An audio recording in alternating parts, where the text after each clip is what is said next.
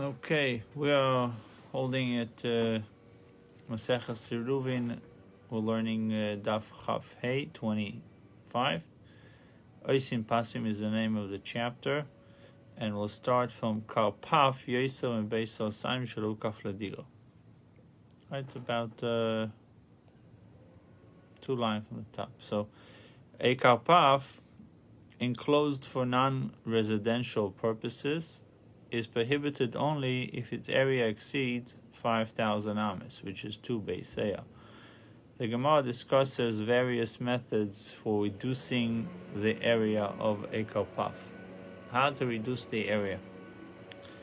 Karpaf yoser mibeso sam shelukaf adiro uvolemate. So if he set about reducing its area to 2 beiseya or less, Miata bailonis, if he reduced it by planting trees, leaving an open area not exceeding 2 beiseya. Lo have a mute, it's not valid reduction, and carrying is still prohibited. Bona ba'amud gavoya asor v'rochav arba. However, if you build a pillar 10 tefachim high and 4 tefachim wide in it, to reduce its open area to 2 beiseya, have a mute, it is a reduction, and carrying is permitted. So we saw that if building trees to reduce the karpaf from 2 beiseya to less, from 5,000 square ames to less, it's not valid. But if you're building a pole or pillar up to 10 by 4, it's considered mute. It's considered a reduction, a valid reduction. And now it's going to be permissible to carry in the karpaf. Pochos migimel lo ave miut. If it's less than 3 tefachim, it is not considered a valid reduction. Why? Because this is because a pillar this size is insignificant and cannot be considered an area to itself, separate from the rest of the karpaf. And you can see the diagram, it shows you the bottom larger, and you're creating a partition of 4 tefachim to reduce the area. Now, mi gimel v'adalet, what if the reduction area, this pillow that you created, is between 3 and 4 tefachim? Rabba omar rave miut. Rava omar lo ave miut. Rabba with a B says it's considered a reduction, and Rava with a V says that it's not considered a reduction between 3 and 4. It needs to be 4, not less than 4, according to Rava. Rabba omar rave miut. Rabba with a B said it's considered a reduction. Why? Because he learns it from Lavud. Remember, Lavud is you see it as if it's there. Since it is at least 3 tefachim wide, therefore the pillar is significant,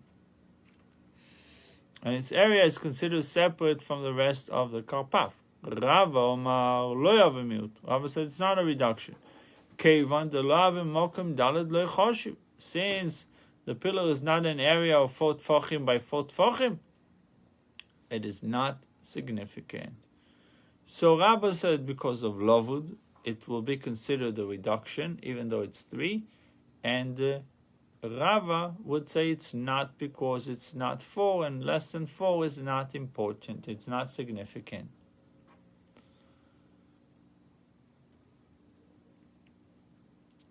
Here, the Gemara extends the dispute between Rabba and Rava to the case of karpaf, which was originally enclosed for non-residential purposes. That's the definition of karpaf, but which is now being converted to residential use. Only if it is re-enclosed, it becomes now residential. Re-enclosed, you have to re-enclose it to change its designation from non-residential to residential. One way of doing so is by erecting a new wall inside the old one, as the Gemara will now describe.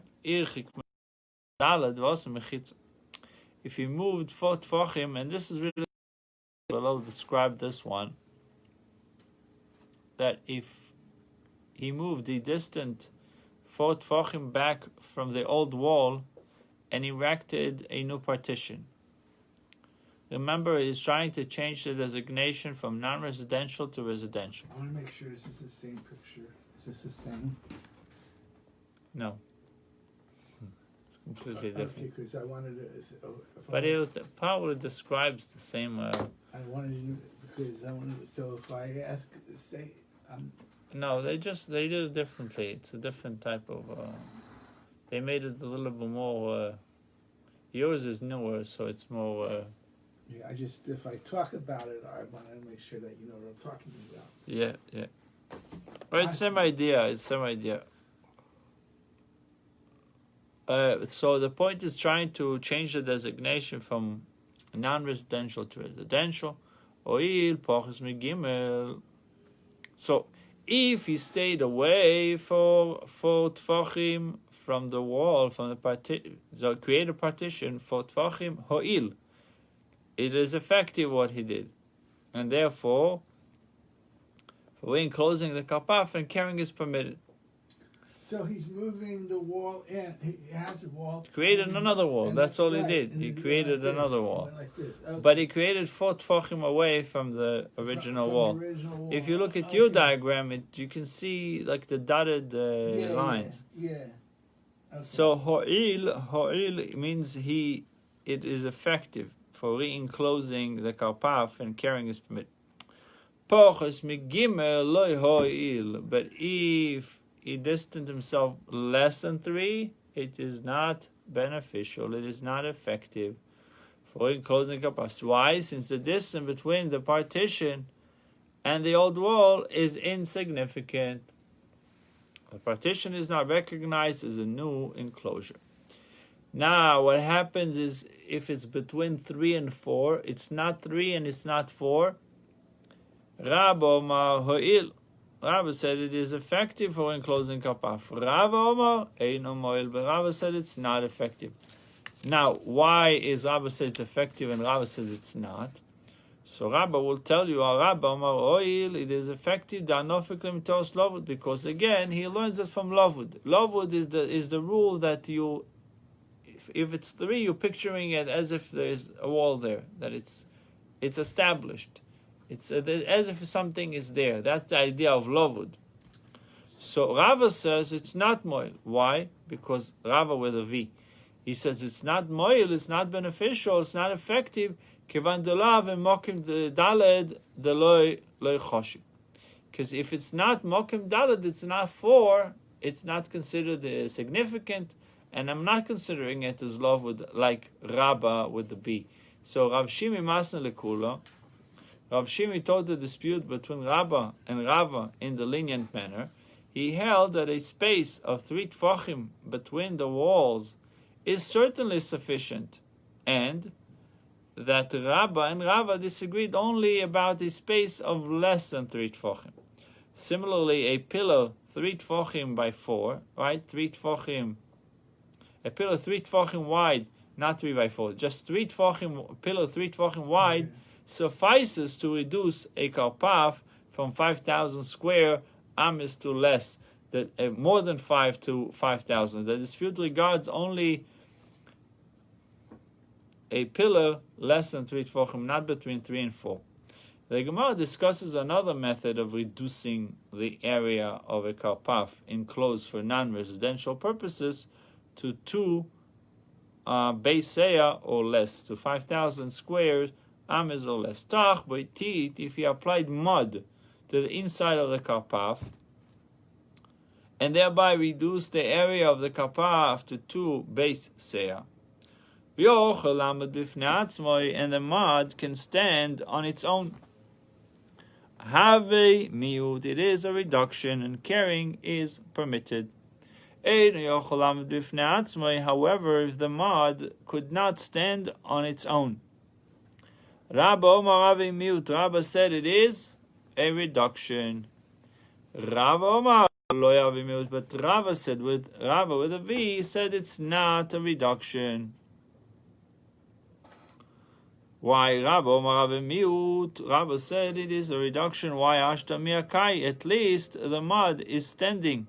Therefore, size of the karpaf to permissible size.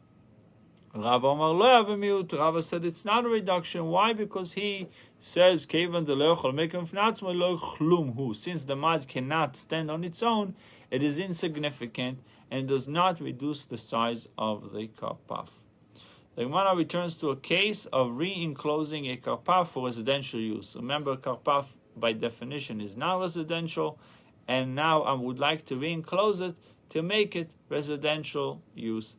This karpaf exceeded to Beiseah, it was larger than 5,000 square amas and included a mound that also had a little pile of sand or mud mound inside the, as one of its partition was the mound. Instead of having a regular wall, the mound served as a partition, one of the sides of this karpaf. If you moved for talking back from the mound at one end of the karpaf and erected a partition in front of it to re-enclose the area for residential use, ho'il, it is effective and carrying is permitted. If he erected the partition less than 3 tfachim from the mound, or on the upper edge of the mound, Rav Chisda ve'Rav Amnuna.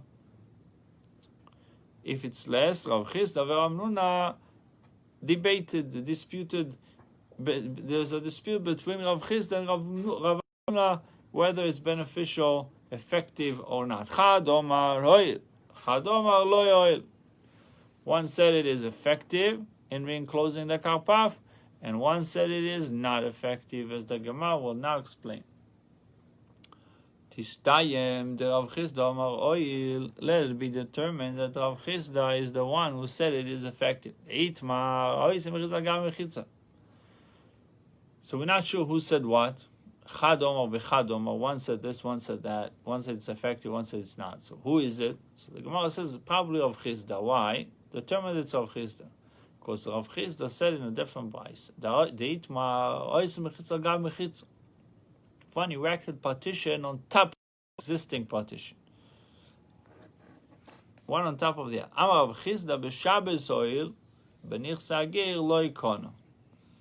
Rav Sheshes Amar b'Shabbos nami lo oil. Chisda b'Shabbos meaning regarding the laws of Shabbos, so re-enclosing karpaf, it isn't effective. What he did, putting another wall on top of the wall. But nichse ager lo ikono. But regarding the laws of a convert's estate, i.e., to acquire the property left ownerless, if somebody left a property ownerless and you want to, he died, there's no heirs, and it's like a regular ger that doesn't have any children after conversion. Right. So now his property is considered ownerless. Right. So if somebody went to his property and he built a wall on top, he built a partition on top of a partition, did he do a kinyan? Did he acquire this ownerless land? So the Gemara says he didn't acquire it. Rav Chisda says. Why? Because it's not considered a partition. To acquire the property left owners, erecting such partition does not acquire the property. Rav Sheshes even said that even regarding the laws of Shabbos, it is not effective to re-enclose a karpaf. This time, let it indeed be determined. Rav Shesh's view is qualified now. Rav Shesh would agree with me. If someone created mechitza on top of this mound, she'oil, that it is effective. My time, why is it effective if he builds a mechitza on top of a mound? Because the resident of the, you see it? Yeah. What? The resident of the, because the resident of the plateau resides in the so they call the mound suddenly a plateau because he built a fence on top of the mound. says he built a fence on top of the You can mountain. have the house. That and if the Rav Sheish agrees with me that if he made partition on top of the mount to enclose a plateau of more than 2 Beis oil, that it's effective. My time. Because the residents of the plateau resides in the space between the upper partitions.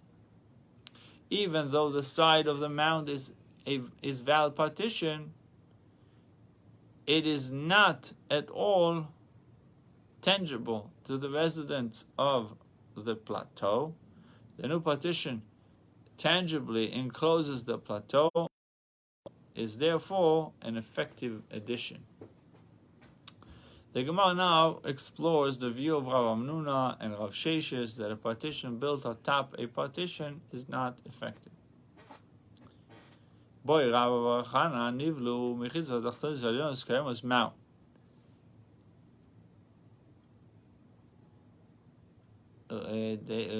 David is asking why we cannot carry the karpaf if it is closed with a fence. What to say? That's it is. It's because it's residential. the two base say it has to be less than 2 base say. That's the basis of this whole thing. You know? Yeah. I can't see the whole question. Oh, okay. Why is it important to say if it is residential or not? That was from yesterday. No, you say, in general, if it's more than 2 Beiseya, you can't carry in it.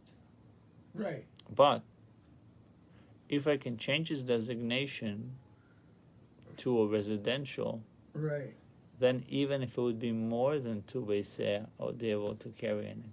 right. So you get it? Because if you have a backyard that is fenced, and it's 1,000 acres fenced, it's a private property. True. That's your land. It's for residential use. But if it's not for residential use, then you have to have exactly 5. Okay, let's so this is why it's important to change the designation. Because if you change the designation, then there's no limit. Okay, look, you go west here, like past West Palm, and you have big spaces. People have ranches with horses or whatever, like you wanted to have. So you have a 1,000-acre ranch, you have the space for the horses, and you have a house. Right. Is that all residential? If it's fenced up, and it's all fenced, and they got it. So-and-so's ranch. They're residential because they're using Ranch Menashe. Yeah, they're using the thing out. They're using it outside. If they're using the chotzer outside.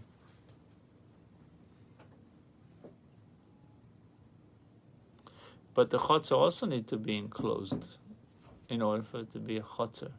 Right. I mean, it could be a chotzer not enclosed, but for you to carry, it needs to have some kind of it needs to have some kind of closure. Look at in the introduction, he writes about Eruvin Chatzeros and Shitufim Mevoris. He writes, aside from the prohibition against carrying in a move or chotzer resulting from its open on one side, if we didn't put a lechi or koira, there is yet another prohibition resulting from the laws of Eruvin Chatzeros, merging of the courtyards. But that's already different when you have a few people are turning into the same courtyard. So it owns by a few people. They are often referred to as a period form Eruvin Shituf. The laws of Eruvin Chatzeros, which was enacted by King Solomon and the sages of his generation, so two prohibition against carrying into communal courtyards and alleys, even when they are properly enclosed. Institution of Eruv and Shituf, procedures by which one removes the prohibition. But if it's your chotzer, there's no problem for you to carry. It's private domain. The thing is, if it's not for residential use, it gets the title of karpaf. And in karpaf, it has to be under 5.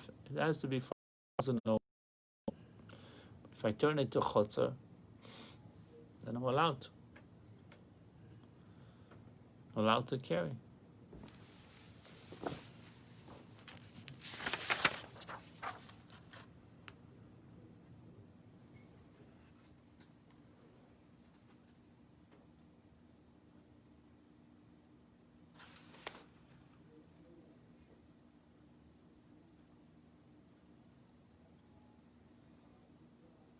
What do we say? We say a kalpaf enclosed for non-residential purposes is prohibited only if its area exceeds 2 beiser.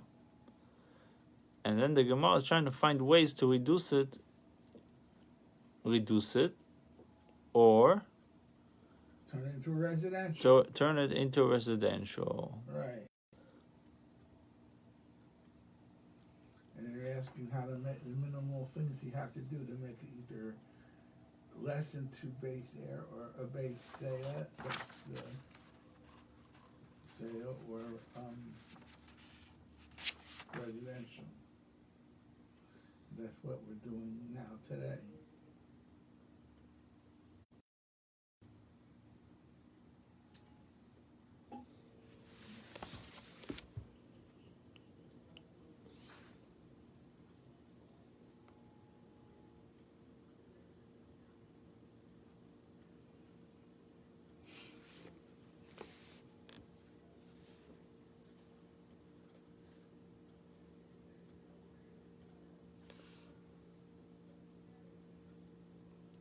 Yeah, so upon of it seems like that you would have a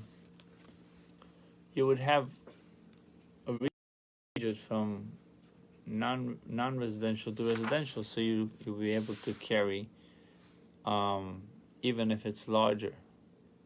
Able to carry even if it's larger than a 5,000. So where we're holding Amar Chisda Umeidel of Shesh Mos Mechitzal Tel Shoil. Rav Chisda said, Rav Sheshet would agree with me that if somebody made a partition on top of a mound to enclose a plateau of more than 2 beiseah, Shoil, that it is effective. My timer, because the resident of the plateau resides in the space between the upper partitions. Now, even though the side of the mound is a valid partition, it is not at all eligible to the resident of the plateau. The new partition, it is not at all tangible to the residents of the plateau. The new partition tangibly encloses the plateau and is therefore an effective addition. The Gemara now explores the view of Amnuna and of Sheshes that a partition built atop a partition is not effective. Yeah, you build a wall on top of a wall. Yeah, so that's okay. It's not effective. So it says, "Boy Rabba Baba Chana Nivlu Mechitza Tachtan Zeren Kam Mao." If the lower partition sank into the ground, leaving only the upper partition standing, what is the law? Since the area is now enclosed only by the new partitions, are they now valid as a new enclosure? The Gemara analyzes Rabbi Chana's question. Lemai, regarding which law did Rabbi Bar Chana inquire? If it was in regard to a convert's estate, and his question was whether the new partition would be effective as a means to acquire ownership of the convert's property. We're holding 25A3, left column. This is the ruling of Yirmiyah Bira. What Yirmiyah Bira said, Yirmiyah Bira, the Omer Yirmiyah Bira, Mar Yehuda Iman, the Shodolif to Apilodar the Ge'er. A person who threw a turnip into a crack in the ground belonging to a convert who had died without children to inherit him. Again, he took a turnip, this vegetable, and he put it inside a crack in the ground. This is like chazaka. Well, let's see. Another Jew came along and dug in the ground a bit. Basro koni kama loy koni. The last one, the one who dug in the ground, acquired the property. The property is ownerless, remember. Yeah. But the first one that planted the turnip in this crack did not acquire. My time. What's the reason? At the time that he threw the turnip into the ground, the property did not improve. Right. Since nothing grew immediately. When the property did improve, as the turnip began to grow, it improved on its own without any action on the part of the person who threw it there. So the second guy is turning over the ground, and then He is improving it, right. and therefore acquired it immediately. Right.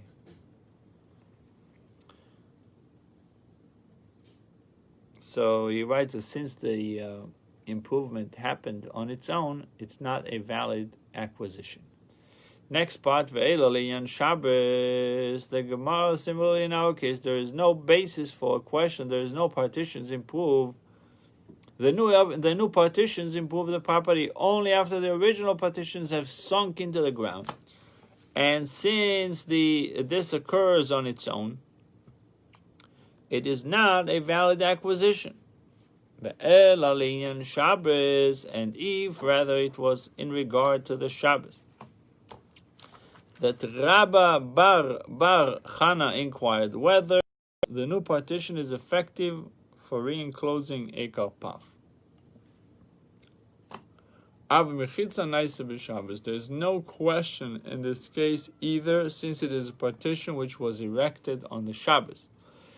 Retanya, and we'll learn Kol mechitza naiso b'Shabbos ben b'sheg b'mezid shmo mechitza. Any partition made on Shabbos, whether it was intentional or not intentional, it is considered mechitza. Therefore, in our case, even though the new partitions began functioning only on the Shabbos, they are still valid partition, and the karpaf is considered re-enclosed. Lavit maralo. The Gemara questions this conclusion, Lavit maralo, but was it not said about the Baisa Omar by these partitions? Aval taltel osu, but to carrying is prohibited within the partitions. So Rav Nachman rules that the sages invalidated partitions formed on the Shabbos. Similarly, in our case, the upper partition which became functional on the Shabbos should not permit carrying. Ki ismad of Nachman, in which case was of Nachman's qualification stated? Which case was it? It was stated in regard to a deliberate violation of Shabbos as a penalty for willfully desecrating the Shabbos. The sages forbade carrying within these partitions. However, when the partitions were not formed intentionally, or when they formed on their own, as in our case, that the first partition sunk into the ground, and as a result of that, the second partition kicked in, becomes functional on Shabbos, would be permitted. The Gemara says an instance which supports the ruling of both of Chizda and of Sheshes, that a new partition is erected on top of an existing partition is ineffective in acquiring a deceased convert's property. There was this woman who erected a partition atop an existing partition in a convert's property after he died, without relatives to inherit him. Also, this man then came along and dug a bit in the ground. Also, when he came before Nachman to inquire whether the property now belongs to him, Nachman put it in his possession because he had made a valid kinyan, whereas the woman had not. Also, so she came and shouted in front of Rav Nachman to protest. She didn't like Rav Nachman's ruling. Omar lo, my evidloch. So Rav Nachman said to her, "What can I do for you? You did not take possession of the property in the manner that people take possession. Erecting a partition atop an existing partition is not acceptable method for taking possession of the property." Okay, but we all know, like from the Hazaka business, we all know that plants really do something. She didn't. She just No, built but a I'm saying, wall. What's the gay to the? Okay, so but okay, she made a fence which was not an improvement. The other guy dug up and planted something. That's an improvement, right? I got that. But what is it negate to what we're learning now? Yeah, that's what they told you in a second. I'll tell you in a second, because Okay. he said the Gemara cites an instance which supports the ruling of both of Chisda and of Sheshes that a new partition erected on top of an existing is ineffective. It's a proof that it's ineffective. Okay. What did we say? If someone is trying to redesign or to re-enclose a place, he puts a wall on top of a wall. Is it effective or not? That was the whole discussion all along. So they're giving you an example here that it's not effective to acquire the ownerless field of the convert, so it should not be effective also for the re-enclosement. Okay. All right. There you go. It's Negia. Karpaf, the Gemara discusses whether different areas of Karpaf not enclosed for residential purposes combine to form an area of more than 2 beiser. So a few areas, a few Karpafs coming together. Karpaf beis shalosh v'kirabo beiser. If there was a Karpaf of 3 beiser, and he roofed over 1 beiser of it. Rava said its covered space combines to make it exceed 2 beiser. Since the karpaf was not enclosed for residential purposes, carrying is prohibited. However, Rabbi Zera said its covered space does not combine to make it exceed 2 beiser. The covered area is considered separate from the uncovered area, and since neither exceeds 2 beiser, carrying is permitted. Shall we say that Rav and Rabbi Zera disagree in the dispute already argued by Rav and Shmuel? Deit marach sadro beviko. What happened over there? A pavilion in an open field. Rav Omar mutar talta b'chula, Shmuel Omar en metaltin b'dalad amis. So I said you're allowed to carry b'chula throughout the whole place, and Shmuel says you're only allowed to carry within 4 amis. Rav Omar mutar b'chula. What's the reasoning of Rav? Amrinan pi sikra yoy v'seisa. Apply the principle that the edge of the roof extends downward and seals. It serves as a partition. Therefore, even though the pavilion has no walls, the sides of the roof are viewed as extending downward to enclose the area beneath the roof and permit carrying. Shmuel said, no, you can only metaten 4 amis. Why? And we do not say that the principle, the side of the roof extends downward and seals off the area beneath. Therefore, the covered area is not considered an enclosed, and carrying is prohibited. Now, the dispute between Rav and Rabbi Zera would seem to mirror the argument between Rav and Shmuel. In their case, too, the roofed section of the karpav has no walls. Nevertheless, Rabbi Zera considered it a separate area in a opinion that the side of a roof encloses the area below. Rava, however, considered the roofed area connected to the uncovered part of the karpav, because follows Shmuel's opinion that the side of a roof does not seal off the underlying area.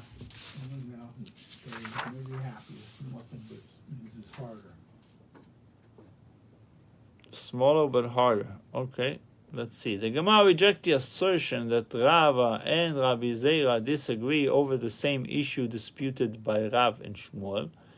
If the roof over the karpaf had been built like a pavilion, indeed even Rava would agree that the sides of the roof legally enclose the area beneath, and thereby separate the covered area from the rest of the karpaf. A Gemara says,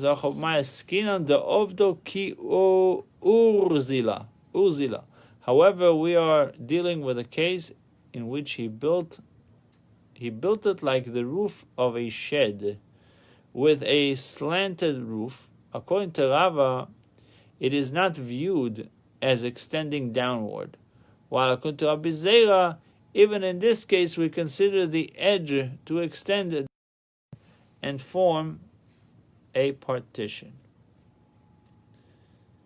The Gemara concludes a discussion of the disagreement between Rava and Rabbi Zera, admission by Rabbi Zera that there are cases when even he agrees that the area of a karpaf can be extended by an adjoining area. Oh, Rabbi Zera. I agree, in the case of a karpaf of exactly two beiser that was breached in its entirety to a chotzer she'osu, that the karpaf is prohibited my time. Because the space of the chotzer combines with it to make the karpaf exceed two beiser. Therefore, carrying is prohibited. Rav Yosef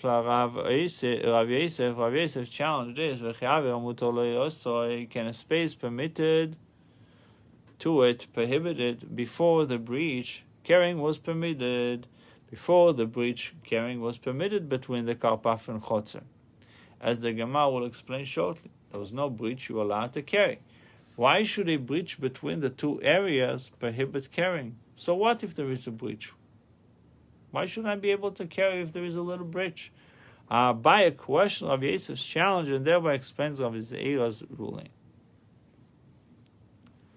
Abaye Keman, according to whom is your question valid? Rabbi Shimon, according to Rabbi Shimon, who permits carrying between the different types of outdoor areas.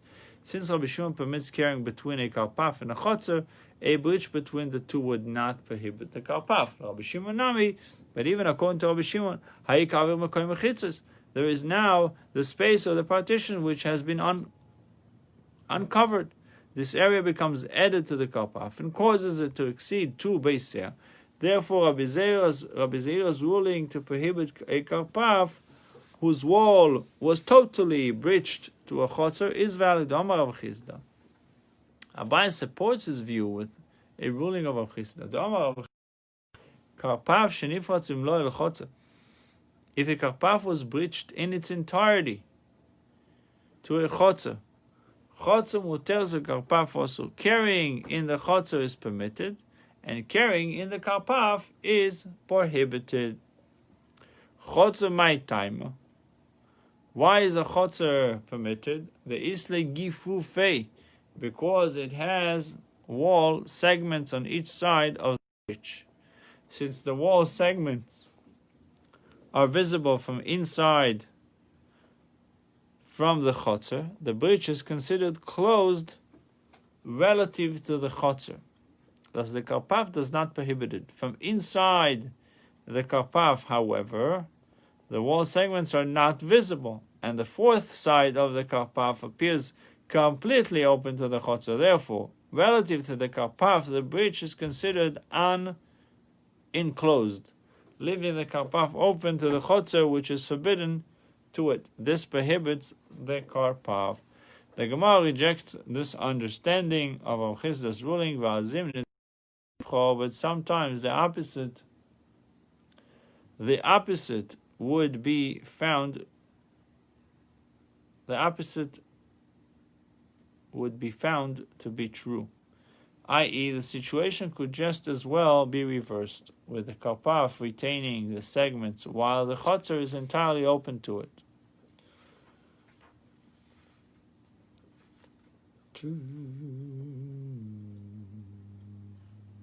Which would reverse the ruling as well. Why then would Rav Chisda issue a ruling specifically prohibiting the karpaf rather than the chotzer. Clearly, this cannot have been Rav Chisda's reasoning. Ela mishum damrinan ze avir mechitzos miatur. Rather, Rav Chisda's ruling must have been because we say that in this case, where the extra space is joined to the karpaf, the space of the wall makes it exceed its allowable size of 2 beis, thereby prohibiting it. In this case, where the extra space is joined to the chotzer, the space of the walls does not make it exceed its allowable size, because the chotzer is permitted regardless of its size.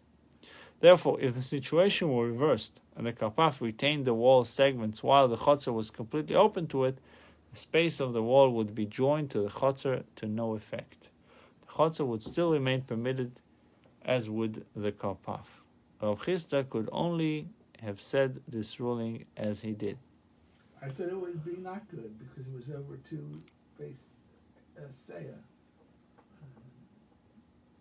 No, the discussion over here is when one leads to the other. Yeah. Chatzer and karpaf are coming together.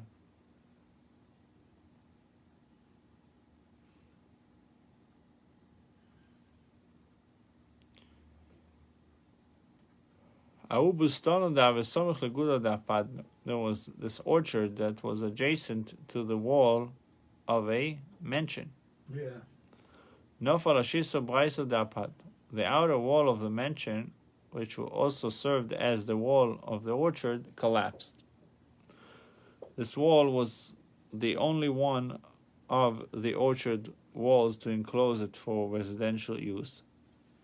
With its collapse, therefore, the orchard enclosure for residential purposes was in fact nullified. Since the orchard was more than 2 beis, carrying should have been prohibited. Sova Rabbi Meimar lismech aguda gaviosa. Rav Bivi thought to say that they may rely on the inner wall of the house, since it was now exposed to the orchard. This inner wall, which was constructed to enclose the house for dwelling purposes, should enclose the orchard for the same purposes as well. Amar le Rav Papi, mishum deosu mulai amrisu mili muliasa, because they descended from truncated, i.e. short-lived people. You say truncated, incorrect things. Anach mechitzos legavoy avdina.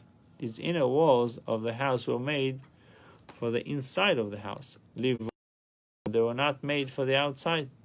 So the inner wall of the house cannot successfully enclose the orchard for residential purposes, because they were not originally constructed as an enclosure for the orchard. Therefore, the orchard is prohibited. Why would they even think this? Why? It's a great idea. If you think about it, what enclosed the orchard? The exterior wall. This wall, yeah. Now the exterior wall came down. There's still an inner wall. The inner wall of the house. Yeah, here's the house. Here's the orchard. So this wall broke, and then you're going. No, not that wall. The wall of the house broke. The wall of the house. Yeah. So now the house broke. The front wall. So the front wall. So now it's not a house anymore. It's just an open thing. No, we're not worrying about the house. We're worrying about the orchard. Can I carry in the orchard? But I got that. Is the orchard still enclosed or not? If this is broken and then the wall. No. Why do you keep on saying this is broken? I'm telling you, the enclosure outside is perfect. The wall of the house broke. Oh, so here, so the outside, and that was part of the whole wall thing, the house. The house was part of the enclosure of the orchard, yes. So correct. now the house broke. Just the front wall. This wall broke, not the back wall. Exactly. So there's an opinion that says, okay, so it's still enclosed because the back wall is there. Now I can see it. Understand? Why I could think that. So the wall is still there. Okay, now I can see why they could think this. Let's say this wall serves as the orchard's there's an orchard outside, Okay. and this wall serves as the enclosure. Now, if this wall comes down, there's still this wall. Right. The wall right here. Right. I got it. So he says, okay, but it was not made for this. Yeah. So that's the only reason why he would say that it's not an enclosure. And you wouldn't be able now to carry in the orchard because the orchard is lacking 4 walls, lacking an enclosure. So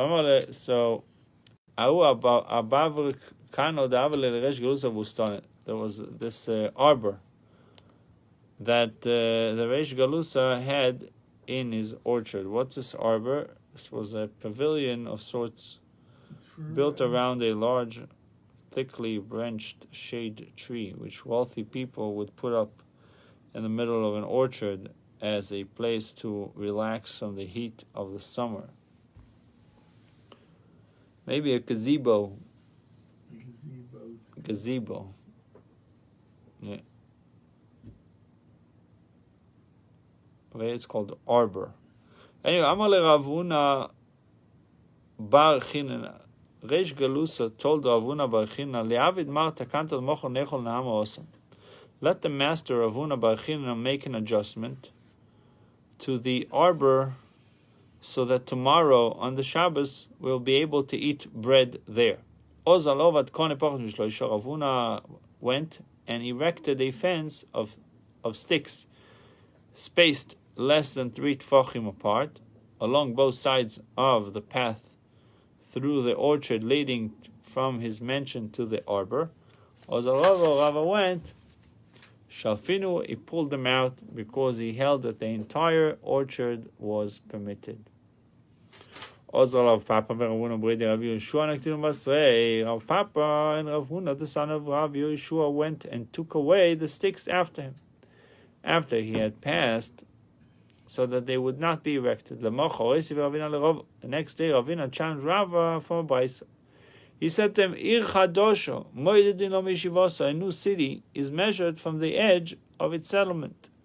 An old city from its wall. What is considered new city? What is considered old city? New city is one which was enclosed and later settled. An old city which was settled and later enclosed. And this orchard too is like it was enclosed and later settled. We see from this Baisa that if the enclosure came first, it remains invalid even after houses are built in it. So too with the orchard's enclosure, since it was built first, building an arbor in it later should not be classified as residential. Therefore, Avuna Bar Chinana was correct in requiring sticks along the path. Bruchim Tiu, we should continue, God willing, tomorrow.